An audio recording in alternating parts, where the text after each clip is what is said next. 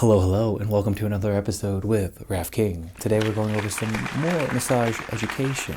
In our last video, we talked a little bit about the T-bar, just how much I love it and why I love it.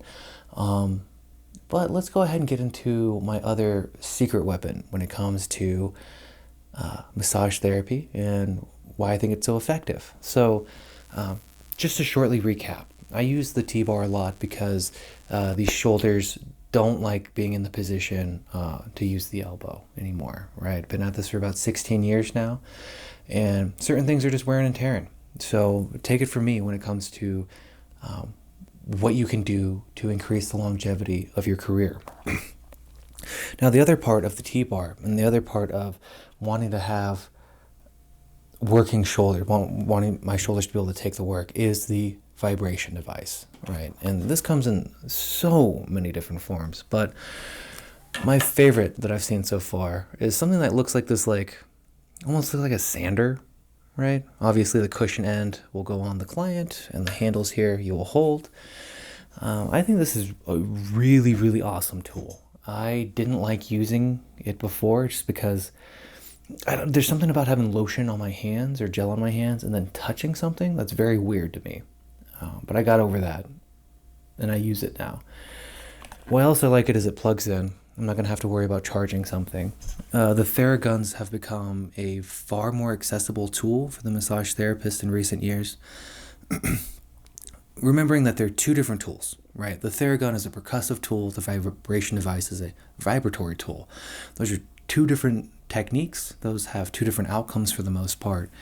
I can see why people put them in the same category as both vibration devices. Now, the Theragun, my percussive device, is awesome. Those things are great. The one small issue I tend to have with them, though, is just my own personal error, or I forget to charge them, or I overestimate how much charge is left in one. I was using one the other day, a client of mine.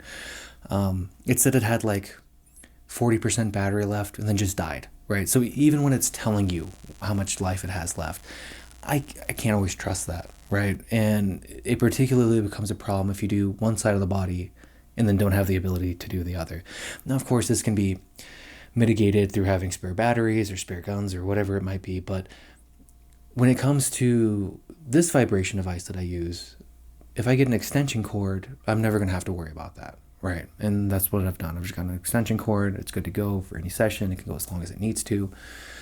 And it's one of those things that I like to start off the session with and then end each segment with. So not only am I adding in a technique that I can't do with my hands, right? I can do vibration, but not like that machine can, right? Like that machine is going to vibrate circles around me in the process. So I'm really upping the game for the client in that regard, while also benefiting myself. Here's the thing, guys. I haven't lasted this long by being foolish with my tools, by being foolish with my body. All right, we're going on 16 years here.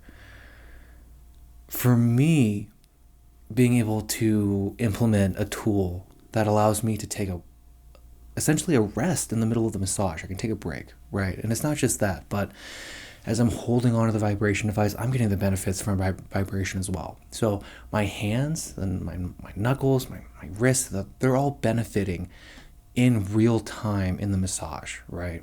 I believe her name was Cherilita over at the Sedona School of Massage Therapy. Her philosophy is you should be benefiting as much as the person on the table. And maybe that's a bit of a misnomer, right? That might be exaggeratory, that as much as the person on the table. But she does believe that you should be benefiting as you do the work, right? Breathing with the client, good body mechanics, opening up yourself, right? All these things that, yes, should benefit you in a session.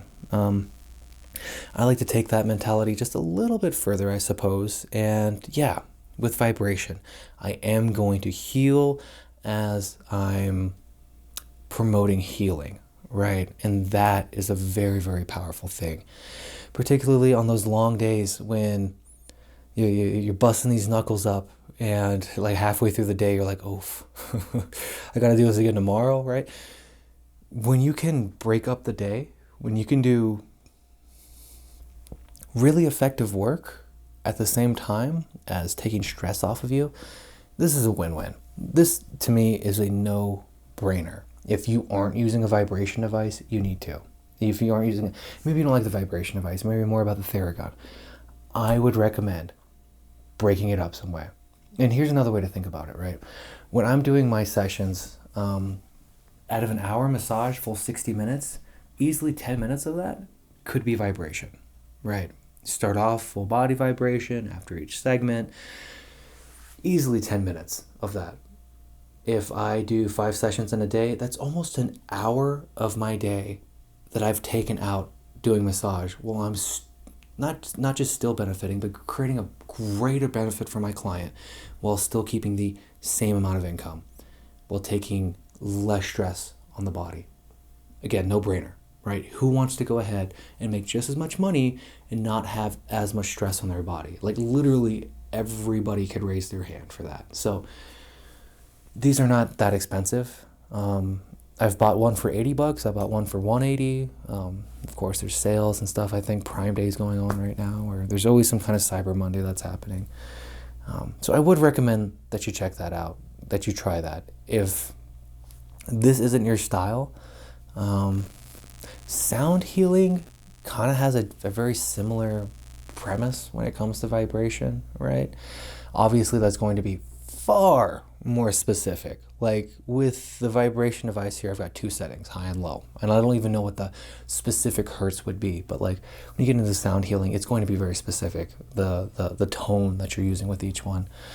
But if you wanted to even just do a very basic intro to it, yeah, you hit the tool, you put it on the body, it vibrates, it feels really nice. There's no electricity involved. You're not worrying about extension cords or spare batteries or anything like that. I think it feels wonderful. But I'm digressing slightly here. Overall, what I want you to take away from this is tool use doesn't make you a weak massage therapist, right? I remember getting into the field at must have been 3 years in, and I've bagged on others for this. I totally had that mentality of massage is massage, right? Like you don't have stretching with it, you don't put tools in there, I don't need cupping or hot stones or any of that. A very naive mentality, and I see a lot of massage therapists at the 3 to 7 year mark who think they are God's gift to massage, but that's all they want is just like knuckles, fingertips, and that's it, right? And they're just constantly wearing and tearing on themselves. And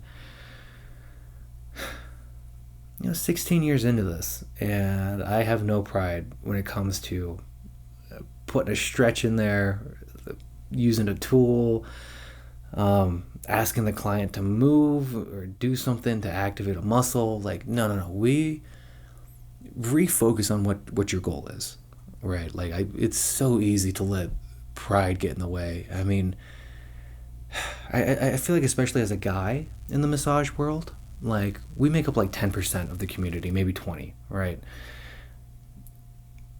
Your mistakes are going to be highlighted so much more. So you're going to have this sense of perfectionism that comes along with your work. And that's fine, but don't let yourself get caught up in this trap where you're going to sacrifice your health in order to prove yourself. It's not worth it. It's not. Nobody's opinion of you in that sense is worth your health. Be okay with opening up and adapting and adjusting, being fluid with the things that come to you. I mean, even somebody who prides themselves as a deep tissue artist, I really want to get into Bowen therapy, right? Super light. Heck, I even want to get into counseling where I'm not even touching the body, right? So be open to how you help people. And remember why you're doing this. For me, I want people to live and move pain-free. You deserve to move through your life without feeling pain. You absolutely do. That doesn't have to come from a place of ego. That can come from actually a place of lack of ego. It kind of has to.